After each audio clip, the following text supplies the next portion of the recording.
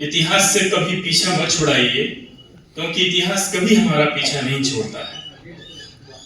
मैं जो कुछ भी कहने वाला हूं उसकी ये दो पंक्तियां जो हैं उसका निचोड़ है, और वो आदरणीय लाहिड़ी साहब ने अपने पूरे कथन में कह दी है। जो मैं आगे कुछ कहानियां आपसे कहने वाला हूं उसका निचोड़ लाहिड़ी साहब ने आपके सामने रखा है।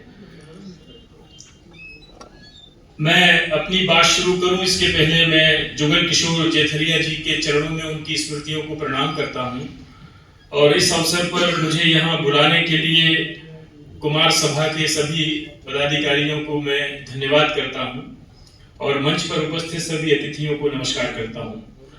बंगाल के इतिहास प्रेमी सभी विद्वज्जनों को जो इस सभागृह में आज रविवार के अवकाश को छोड़कर आए हैं, उन सबको मेरा नमस्कार। मित्रों, मैं इतिहास का विद्यार्थी नहीं हूं, इतिहास का एक जिज्ञासु जरूर हूं, जो हम सबको होना चाहिए। और वो इसलिए कि भारत केवल एक भूगोल नहीं है। अपने हजारों वर्षों की यात्रा में भारत ने सुख और दुख के लंबे कालखंड झेले हैं, और उसकी आप बीतियां इस इतिहास में भरी हुई हैं, और वो हमको जानना चाहिए।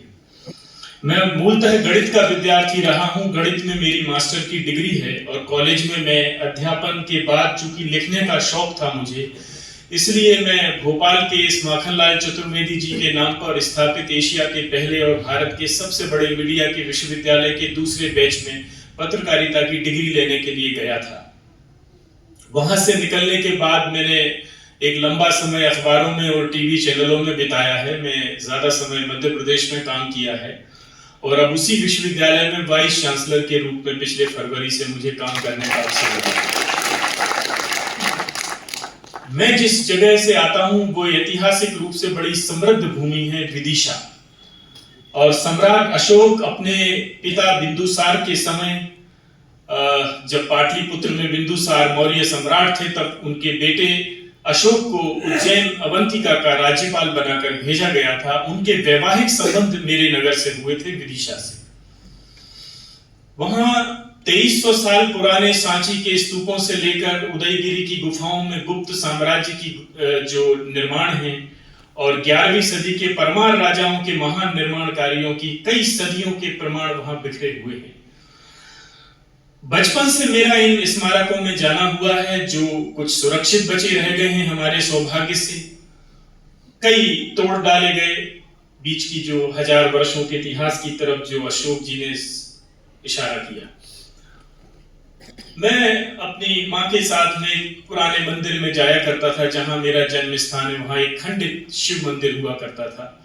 फिर मैं जब विदिशा में कॉलेज में पढ़ रहा था, तो वहां एक बहुत विशाल मंदिर के खंडहर पड़े हुए हैं, जो किसी समय तोड़ा गया था, और बाद की किसी सदी में उस पर कुछ दूसरे तरह के स्ट्रक्चर बना दिए गए थे, जो पूरे भारत की एक दुखद कहानी है। वो बीजा मंडल का स्ट्रक्चर है। आप गूगल पर उसको सर्च करेंगे तो दिल्ली में जो नई संसद का डिजाइन है, जो नई पार्लियामेंट बनी है, उसका जो त्रिकोण के आकार का डिजाइन है, ये बीजा मंडल के वास्तु से लिया गया है, ऐसा विशेषज्ञों ने कहा। मित्रों, मैं बंगाल कोलकाता की पवित्र और ऊर्जावान भूमि पर हूं, तो मैं अपनी बात की शुरुआत यहां से करना चाहूंगा। मुझे 111 वर्ष पहले, ठीक आज से 1914 में एक व्यक्ति कोलकाता उतरा था, और वो 21 साल एक बहुत भयानक यातनादायी 21 वर्ष गुलामी के बिताकर फिजी से यहां आया था। फिजी से। उसका नाम था तोताराम सनाडे। 1914 में वो कोलकाता वापस लौटा। 21 साल उसने वहां बहुत यातनादायी वर्ष उसने बिताए, और ये वो समय था जब 1880 से 1917 तक के जो 30-35 साल का समय होता है, तो कोलकाता से लगभग 80 से अधिक जहाजों में भरकर 60,000 भारतीय मूल के लोग ले जाए गए थे केवल फिजी में। और ये गिरमिटिया कहलाते थे, कुली। और 2-3 अंग्रेजों की कुछ एजेंसियां यहां काम करती थी, जिसमें एक का नाम था रिक्रूटर, और दूसरी थी डल्स, और एक थी CRS, ऐसी नाम था उनका। और ये उत्तर प्रदेश के पूर्वांचल और ज्यादातर अवध के जो गरीब गांव के लोग थे, उनको बरगलाकर, उनको फुसलाकर, उनको छल कपट से उनको बाहर नौकरियां आपको देंगे और बहुत अच्छी कमाई आप करेंगे। तो बताते थे कि फिजी कहाँ है, तो वो उड़ीसा में कहीं जगन्नाथपुरी के पास कहीं फिजी है, ऐसा उनको एक छल कपट से उनको ले जाते थे। ये 3 बड़ी कंपनियां इनकी काम करती थी और इनके दलाल पूरे उत्तर प्रदेश में बनारस, बलिया सब इलाकों में फैले हुए थे। मित्रों, ये बंदा तुलसीराम सनाड है, ये 21 वर्ष इसने वहां बिताए। 9 रुपए महीने ये कमाते थे वहां, 10 घंटे की अथक परिश्रम करते थे। फिजी की 20,000 एकड़ जमीन पर गन्ना, धान और केले की खेती में इनको लगाया गया था। 9 रुपए महीने की इनकी जो कमाई होती थी, उसमें 6 रुपए इनके खाने में खर्च होते थे केवल। इस बंदे ने तोताराम सनाड ने कुछ पैसे इकट्ठे करके ये वापस आया कोलकाता 1914 में, और यहाँ के मारवाड़ी मूल के हमारे सदाशयी उदार जो व्यापारी महापुरुष उस समय हुए होंगे, जेठलिया जैसे लोग, उन्होंने इसको प्रश्रय दिया और धर्मतल्ला नाम की कोई जगह यहाँ पर है, जहां उसने एक कमरा किराए से लिया और अपनी पत्नी के साथ वहां रहा। अगले 1 महीने में इसने कोलकाता में 13 व्याख्यान दिए और फिजी में अपने भारतीय मूल के लोगों की जो दुर्दशा है उसके बारे में बताया। यहाँ के मारवाड़ी समाज के महापुरुषों ने उनकी आर्थिक मदद की और 15,000 पर्चे उसने छापकर यहाँ बांटे कि यहाँ जो ठग काम कर रहे हैं, रिक्रूटर, सीआरएस और डल्स नाम की एजेंसियों के लिए, और हम जैसे निर्दोष और निर्धन गरीब लोगों को ये वर्गलाकर ऊंची कमाई के झांसे में ले जाते हैं, वहां हम कैसा नारकीय जीवन जी रहे हैं, इसके बारे में उन्होंने एक जागरूकता का अभियान शुरू किया। मित्रों, अगले 2 वर्षों में उस तोताराम सनाड को जो कोलकाता के व्यापारी समाज से जो मदद मिली, उसकी दम पर वो साबरमती में महात्मा गांधी से जाकर मिले और वहीं रहे। उनकी मृत्यु साबरमती में हुई। लेकिन अगले 3 वर्षों में जो उसने जो क्रांति जगाई, जो जागरूकता पैदा की और भारत के समाज के लोगों को जो जागरूक किया, फिजी में अपने भारतीय भाइयों के और माता बहनों के दुर्दशा के बारे में जो जानकारियां यहाँ उसने शेयर की, उसके बारे में उन्होंने एक डॉक्यूमेंट लिखा, फिजी द्वीप पर मेरे 21 वर्ष। ये पंडित बनारसी दास चतुर्वेदी ने उसको डॉक्यूमेंट किया और बनारसी दास चतुर्वेदी ने फिर अगले 3 दशक केवल अपने अप्रवासी ऐसे मजदूर कुली गिरमिटिया भाइयों के उत्थान के लिए लगाए। 3 वर्षों में यह प्रथा बंद हुई। तोताराम सनाडे को जो कोलकाता में आप जैसे जो उदार सदाशयी मारवाड़ी समाज के लोगों की जो मदद मिली, उसने एक पूर्ण विराम लगाया वो कुली प्रथा पर। तब तक त्रिनिदाद टोबैगो और फिजी, मलेशिया और लैटिन अमेरिकी देशों में लगभग 4 लाख से अधिकतर बिहार और यूपी के हमारे भाई बहन इस तरह से ले जाए गए थे। ये फिजी 3 महीने की समुद्री यात्रा से वहां जाते थे। इनके 5वीं पीढ़ी के वंशजों से अभी 2 वर्ष पहले फिजी यात्रा में मुझे उनसे मिलने का अवसर मिला।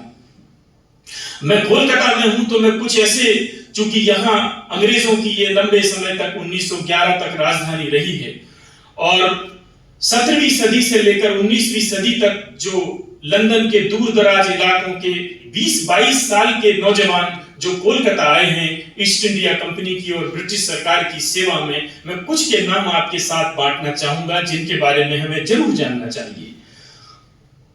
उसमें एक आयरिश डॉक्टर का बेटा था जेम्स फर्ग्यूसन। ये 1820 के दशक में, आज से 200 साल पहले, कलकत्ता अपनी कारोबारी फर्म में काम संभालने के लिए यहां आया था। इसका धंधा चौपट हो गया, दिवालिया इसकी फर्म हो गई, तो ये सड़क पर था। लेकिन उसी समय नील की खेती का एक बड़ा प्रोत्साहन ब्रिटिश गवर्नमेंट ने दिया हुआ था, तो वो नील की खेती में चला गया। अब एक आयरिश डॉक्टर का बेटा जो बिजनेस फैमिली से आता है, वो अपना कारोबार संभालने के लिए बंगाल की जमीन पे आया। उसका कारोबार डूब गया और वो खेती में चला गया। उसने अगले 10 वर्षों में नील की खेती से इतना धन कमाया जितनी कल्पना करके वो कोलकाता नहीं आया था। 10 साल बाद इतनी अकूत संपत्ति कमाने के बाद एक दिन जेम्स फर्ग्यूसन ठिठक कर खड़ा हुआ और उसने ये सोचा कि इतनी संपत्ति कमाने का तो लक्ष्य मेरा नहीं था, मेरी कंपनी में इतनी सामर्थ्य नहीं थी, मेरी फर्म में इतनी आर्थिक कुवत नहीं थी कि मैं इतना धन कमा ले जाऊंगा। तो अगर नियति ने मुझे इतना अत्यधिक धन मेरी आशा के विपरीत इतना मुझे मिल गया है, तो क्या नियति मुझसे कुछ और कराना चाहती है? मुझे क्या करना चाहिए? हम में से कितने लोग हैं जो इस ढंग से सोचते हैं कि जितना कमाने के लिए हम किसी भी पेशे में, किसी भी शहर में, किसी भी राज्य में गए और उससे अधिक अगर हमने अपनी आयु में अर्जित किया, तो कितने लोग हम में से ठिठक कर खड़े होते हैं कि क्या जीवन का कुछ और मकसद है जो नियति ने हमको समय से पहले इतना दे दिया, आशा के परे। जेम्स फर्ग्यूसन ने अपना कारोबार अपने परिवार में दूसरों को दिया, लेकिन जीवन के अगले 10 वर्ष उसने जिस काम में लगाए हैं वो हम सब भारतीयों को जानना चाहिए। उसके शिराओं में भारतीय रक्त नहीं था, ना वो बंगाल का था, ना वो मारवाड़ का था। वो आयरिश पिता का पुत्र था, बिजनेसमैन था, खेती में गया, लेकिन जीवन के अगले 10 साल उसने भारत के टेंपल आर्किटेक्चर को समझने में लगाए, उसने भारत के स्थापत्य को समझने में लगाए। जब कैमरे नहीं थे, जब आवागमन के साधन नहीं थे, तब वो भारत के 900 गुफा मंदिरों में गया, अजंता एलोरा तक गया। वो भारत के 3000 उसने भव्य भवनों का दौरा किया, और वो मेरे मध्य प्रदेश में दतिया नाम का एक शहर है जो पीताम्बरा शक्तिपीठ के लिए प्रसिद्ध है, ग्वालियर के क्षेत्र में है। वो वहां आया और उसने दतिया के पुराने राजमहल का अवलोकन किया, और उसने भारत के 10 स्थापत्य के चमत्कारों में दतिया के महल को शामिल किया। उसने अपने 10 वर्षों के दौरान, जब कैमरे नहीं थे, तब पेंसिल से ड्राइंग बनाकर उसने अजंता एलोरा की गुफाओं के रॉयल सोसाइटी ऑफ लंदन के जर्नल्स में छपवाए। 1845 में उसका rock cut temples of India नाम से एक बड़ा वर्क उसका प्रकाशन में आया, और यूरोप के देशों को यह पता चला कि भारत के महान पूर्वजों का स्थापत्य का ज्ञान किस स्तर का था।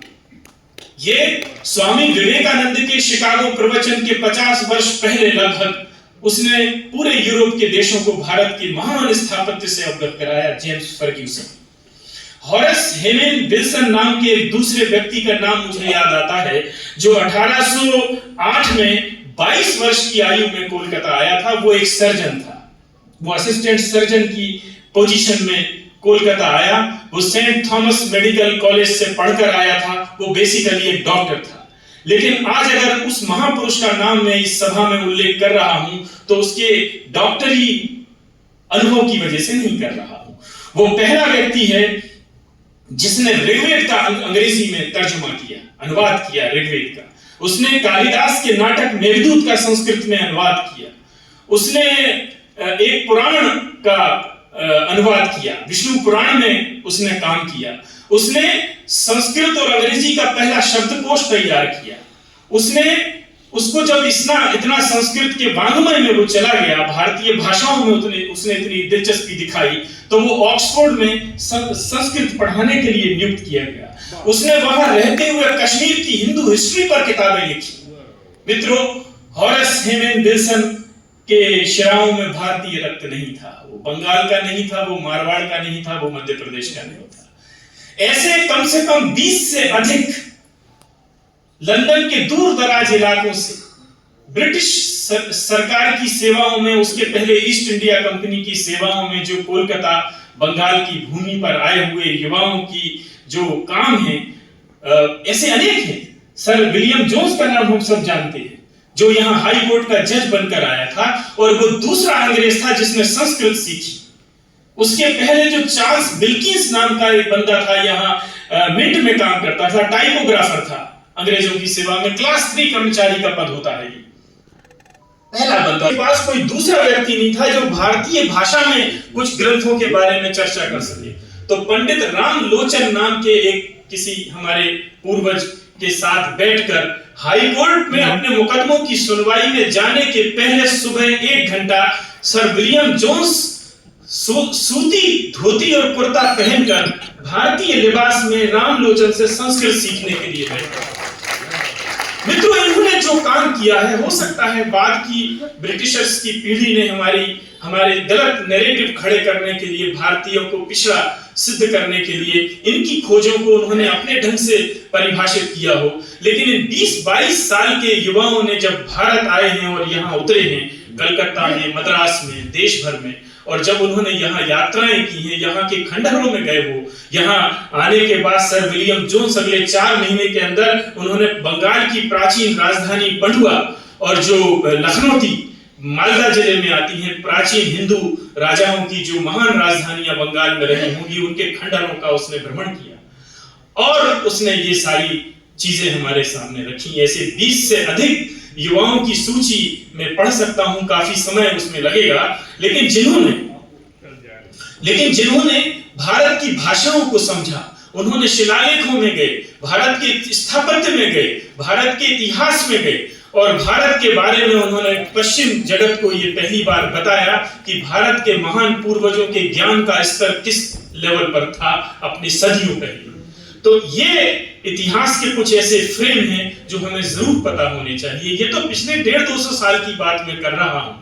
अभी जो 600 साल भारत की छाती पर बड़े भारी गुजरे हैं, अंग्रेजों के आने के पहले के 600 साल, तो मैं, जैसा कि मैंने कहा कि इतिहास मेरा विषय नहीं है, मैं एक जिज्ञासु की तरह इतिहास की यात्रा पर जरूर गया हूं और मेरी जिज्ञासा केवल पिछले 1000 वर्षों के इतिहास में है, प्राचीन काल के इतिहास में है, लेकिन उतनी नहीं है। पिछले 1000 वर्ष जो इस्लामिक कब्जे के, मैं शासन का शब्द इस्तेमाल नहीं करता हूं क्योंकि रूलिंग क्लास के लक्षण उन 600 सालों में नहीं मिलते हैं। वो केवल एक कब्जे थे। दिल्ली पर कब्जा जमाने के बाद में तुर्कों के पहले बैच सन 1200 के आसपास मोहम्मद गौरी की जीत के बाद पृथ्वीराज चौहान पर जब दिल्ली और लाहौर पर इनके कब्जे हुए हैं, उसके बाद इन्होंने पूरे 300, 400, 500, 600 सालों तक दिल्ली से बंगाल तक और उधर गुजरात तक और दक्षिण तक, आप गूगल मैप पर उनके रूट्स को फॉलो करेंगे, मैं वर्षों से ऐसा करता हूं, तो आप पाएंगे कि इन 600 वर्षों में जो चला है वो हम सबको इसलिए जानना चाहिए कि 15 अगस्त 1947 की सुबह हमारे पूर्वज अगर अपनी मूल पहचान के साथ जीवित बचे आए तो इन 600 सालों में उन्होंने क्या ना भोगा होगा, इस तरफ थोड़ा सोचने का आपको एक अवसर मिलेगा। अपनी मूल पहचान को बचाकर इन 600 वर्षों में जो चल रहा था, जो आज सीरिया में, यमन में, अफगानिस्तान में और तमाम इस्लामिक देशों में जहां उनके कब्जे हैं और शरीयत के अनुसार उन्होंने अपनी सत्ताएं कायम की हैं, तो जो नर्क वहां फैला हुआ है, भारत 600 साल का भुक्तभोगी है उसका। और ये किसी रूलिंग क्लास के लक्षण नहीं थे। मैं केवल बंगाल से जुड़े हुए कुछ फ्रेम आपसे शेयर करता हूं। 13वीं सदी में जब तुर्कों के शुरुआती जत्थे ही दिल्ली पर काबिज थे और कुतुबुद्दीन ऐबक जो पहला गुलाम वंश का जिसको सुल्तान कहा गया, ये दिल्ली और लाहौर पर काबिज था, उस समय यहां क्या घट रहा था पूरे अवध से लेकर और बंगाल की जमीन तक, यह हमें जरूर जानना चाहिए। बख्तियार खिलजी का नाम हम सबने सुना होगा। बख्तियार खिलजी का नाम हम सबने सुना होगा। ये पहले बैच के तुर्क जब दिल्ली पर काबिज थे तो ये कहीं से आया, इसको नौकरी तक नहीं मिली कहीं दिल्ली में। ये बदायूं में छोटे इसने कुछ काम किया, कुछ नौकरी की किसी के, इसके पास एक घोड़ा था, कुछ हथियार थे। लूटपाट की शुरुआती घटनाओं से इसने इतना पैसा इकट्ठा किया बदायूं में रहते हुए, फिर ये अवध में आया और अवध से ये मुंगेर, बिहार के मुंगेर तक धावे बोलता था, डाके, लूट की हमला और इनकी घटनाएं करता था वो। उसके बाद मित्रों, बख्तियार खिलजी की जो कुख्याति है हमारी स्मृतियों में, वो नालंदा विश्वविद्यालय की तबाही से है कि नालंदा विश्वविद्यालय इसने जलाकर राख किया था। अब ये बात कहां है, इतिहास के संदर्भ में क्या बताते हैं, तो उसी समय मिन्हाजुद्दीन सिराज नाम का एक हिस्टोरियन, वो यात्री था, ग्वालियर में पहली उसको इल्तुतमिश के समय नौकरी मिली 1231 में। थोड़े समय वो ग्वालियर में रहा, उसके बाद इसको घूमने का और लिखने का शौक था। वो मेरी तरह कोई एक बेचैन आत्मा रहा होगा जिसको घूम घूम कर लिखने का शौक रहा होगा। तो वो दिल्ली आया, दिल्ली से बंगाल आया। इसने बंगाल में लखनऊ में उस व्यक्ति का इंटरव्यू किया है जो बख्तियार खिलजी के साथ नालंदा के विध्वंस में शामिल था। उसका नाम था शमशामुद्दीन। ये दो भाई थे, फरगना के थे। बख्तियार खिलजी 200 लोगों के साथ केवल बिहार आया और नालंदा विश्वविद्यालय के विशाल कवर्ड कैंपस के बाहर आकर उसने समझा कि ये बिहार का किला है। मिन्हाज सिराज ये लिखता है कि ये बिहार के किले पे पहुंचा, वो बिहार का किला समझ रहे थे और गेट पर पहुंचते ही जंग शुरू हो गई। ये मिन्हाज सिराज के शब्द हैं। अब मैं अभी कल रात को 1:30 बजे कोलकाता के द्वार पर आया, मेरी तो कोई जंग शुरू नहीं हुई, मैं तो यहां कुछ बोलने के लिए आया हूं। तो अगर मैं किसी गलत इरादे से नहीं आया हूं तो जंग का कारण क्या है? तो ये एक थोपे गए युद्ध थे। पूरे 600 वर्षों तक भारत में थोपे की लड़ाइयां थी। बख्तियार खिलजी बिहार के किले को समझकर नालंदा विश्वविद्यालय में घुस रहा है और उसको जलाकर राख कर रहा है। 3 इमारतें वहां लाइब्रेरी की थी जहां हजारों की संख्या में पांडुलिपियां थी जो महीनों तक जलती रही। और जब उन पांडुलिपियों को उसने पढ़वाने के लिए कि इस पे लिखा क्या है, बख्तियार खिलजी ने कुछ लोगों को ढूंढा तो वहां कोई नहीं मिला। सारे लोग या तो मारे गए या भाग गए। 10,000 विद्यार्थियों का कवर्ड कैंपस था जिसको वो बिहार का किला समझ रहा था, शहर समझ रहा था। लिखा है मिन्हाज सिराज ने कि वो बिहार का बड़ा शहर, जो बाद में पता चला कि दरअसल वो एक विद्यालय था और विद्यालय को हिंदवी भाषा में विहार कहते हैं, ऐसा लिखता है। लेकिन एक विश्वविद्यालय को उन जाहिलों ने एक शहर समझकर खत्म किया। वो लिखता है उसका परिचय कोई बौद्धों से नहीं था, वो बौद्ध यूनिवर्सिटी थी, लेकिन वो लिखता है कि वहां सारे जो लोग थे वो सिर घुटाए हुए रहते थे, ब्राह्मण थे। वो बौद्धों को ब्राह्मण समझ रहा है, कोई परिचय भी नहीं है कि ये कौन लोग हैं, क्या करते हैं। वो किला समझकर केवल लूट के चक्कर में उसने विश्वविद्यालय का विध्वंस कर दिया। 200 लोगों के साथ था, केवल 10,000 विद्यार्थी थे, 3,000 आचार्य थे, 13,000 लोगों में 200 लोग भारी पड़े। तो मेरा कहना यह है कि हमारे जो भौतिक और आध्यात्मिक जगत की सिद्धियों के लिए हम जो भी करते हैं, अगर हम अपनी आंतरिक और बाहरी सुरक्षा की दृष्टि से अनभिज्ञ होकर करते हैं, केवल शांति और अहिंसा में हम मगन रहते हैं, तो क्रूर लोगों से वो ज्ञान आपका बचाव नहीं करेगा कभी। और क्रूरता से एक लोकतांत्रिक सिस्टम में, लोकतांत्रिक प्रणाली में आप क्रूरता से नहीं निपट सकते, लेकिन कठोरता से तो निपट सकते हैं आप। तो हमारी सत्ताओं को ये इतिहास से सबक सीखने होंगे। तो वो बख्तियार खिलजी जो एक छोटे से कहीं अफगानिस्तान के दूर गोर नाम की जगह से यहां आया था और जिसको दिल्ली में 2 टके की नौकरी नहीं मिली, वो बदायूं में गया, किसी जगह उसने थोड़े दिन काम किया, फिर उसने अवध में कहीं छोटी मोटी कहीं काम मिल गया उसको, और वो लूटपाट की मुहिम में शरीक होने लगा और उसने मुंगेर तक धावे बोले, थोड़ा धन उसने जुटाया, 100-200 और लुटेरों का झुंड बनाया, लूट के माल को उसने दिल्ली भी भेजा। दिल्ली में उसका सम्मान हुआ कि ऐसे बहादुर लोग चाहिए हमारे लिए, और उसका हौसला यह बढ़ा कि वो 200 लोगों का एक गिरोह बना चुका था और उसने नालंदा के महान विश्वविद्यालय को, जो 600 वर्षों से संचालित था तब बख्तियार के समय, 600 साल से चल रही एक विश्व की शानदार यूनिवर्सिटी को उसने जलाकर राख कर दिया। और वहां से उसके हौसले इतने बुलंद हुए कि अब वो बंगाल की तरफ आया, और बंगाल में नवदीप नाम की जगह पर मिन्हाज सिराज अब अगला फ्रेम आपको देता है अपनी किताब में, और वो ये बताता है कि नवदीप में कोई राजा लक्ष्मण सेन जिनका नाम था, जो अपने उच्चारण दोष के कारण लखमनिया लिखता है मिन्हाज सिराज, भोजन करने के लिए बैठे थे वो अपने सोने के थाल में। 80 वर्ष की आयु थी उनकी, और 18 लोगों के साथ ये नवदीप में दाखिल हुआ। घोड़ों का कारोबारी हूं ऐसा बोल के आया। जब महल के बाहर पहुंचा इसने तो ये अफवाह फैलाई कि पीछे एक बड़ी फौज मेरे साथ आ रही है, और दरवाजे पर पहुंचते ही उसने कत्लेआम शुरू कर दिया 18 लोगों ने। जब ऊपर महल में बैठे हुए भोजन पर राजा 80 वर्षीय लक्ष्मण सेन को ये हल्ला गुल्ला नीचे पता चला कि कुछ लोगों ने हमला कर दिया है और वो ऊपर आ रहे हैं, वो खिड़की से भोजन छोड़कर भागे। पूरा बंगाल की पूरी सत्ता 18 लोगों ने हथियाई। मिन्हाज सिराज ने वो संख्या बताई है कि 18 लोग थे और घोड़ों के व्यापारी बनके वो दाखिल हुए यहाँ, और एक झटके में उन्होंने पूरे लक्ष्मण सेन के सारे खजाने, उनकी स्त्रियों, उनके बच्चों, महलों सब पर कब्जा कर लिया।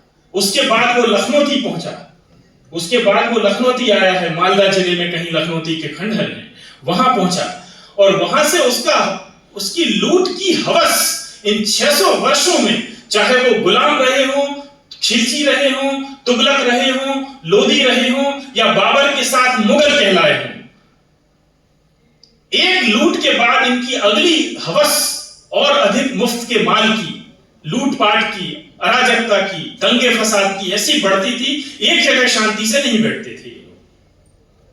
तो लखनौती में आने के बाद इसने लखनौती पे कब्जा किया, अपने नाम के सिक्के चलाए, खुतबे इसने मस्जिदों से पढ़े, नई नई मस्जिदें और मदरसों को पैसा लूट का जो आता था वो एक इस तरह से उसने, ये पहला इस्लाम के चरण कमल हैं जो बंगाल की भूमि पर बख्तियार खिलजी के परिचय के साथ आते हैं।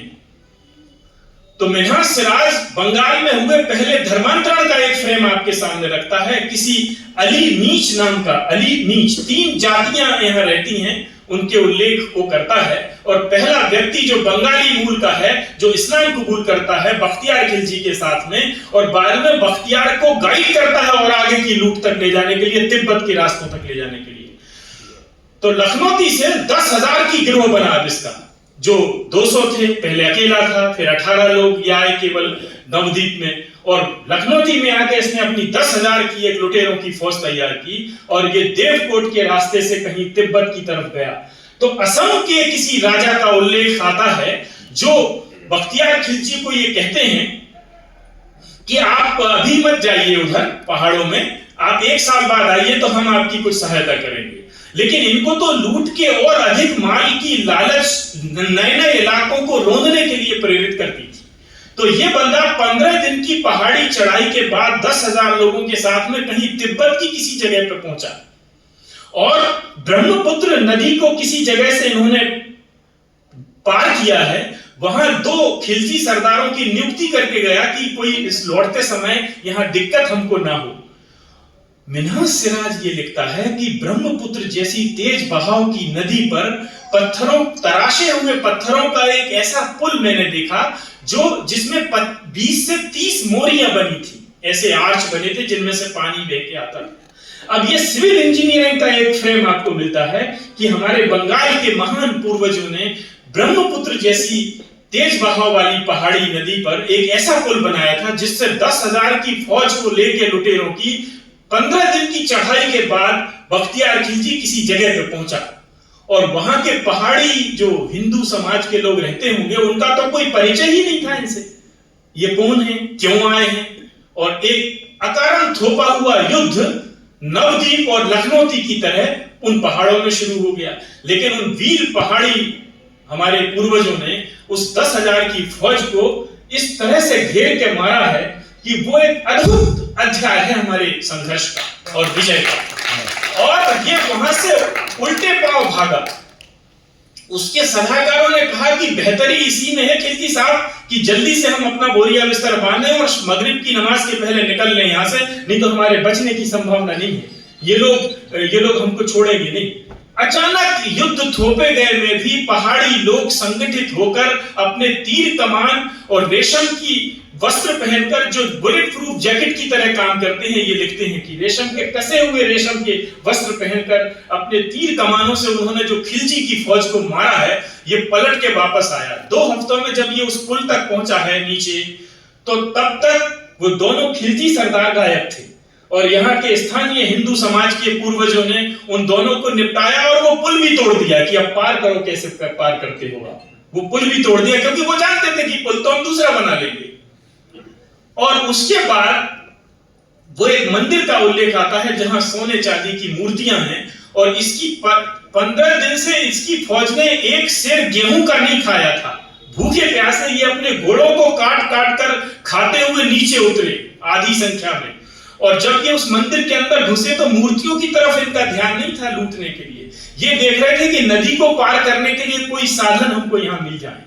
और असम के उस राजा ने यहाँ जो सुगठित तरीके से अपनी फौज को बंगाल के लोगों को जोड़कर और इसका मुकाबला किया है, और इस नदी में जब ये उतरे हैं घोड़ों सहित तेज बहाव की नदी में, तो केवल 100 लोग बचे थे।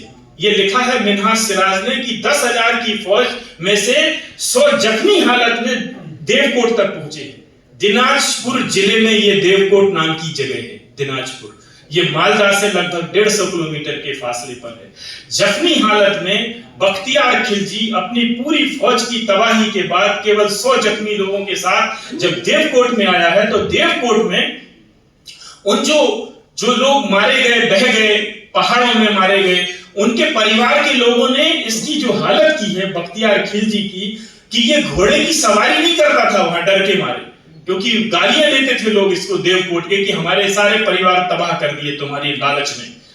और अंत में देवकोट में ये मारा बख्तियार खिलजी। मुझे नहीं पता कि हम में से कितने लोगों को ये पता है कि नालंदा विश्वविद्यालय का घाव भारत की स्मृतियों में अंकित करने वाले इतिहास के सबसे बड़े गुनहगार बख्तियार खिलजी का जो अंत है वो वीर बंगाली पुरुषों ने किया।